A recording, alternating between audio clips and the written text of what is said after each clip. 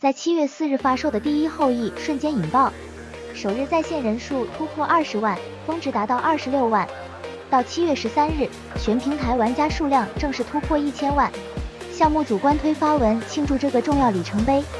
同时，游戏在发售后的3天内，一直位于 Steam 流水榜第一 ，App 流水可能已突破1000万美元。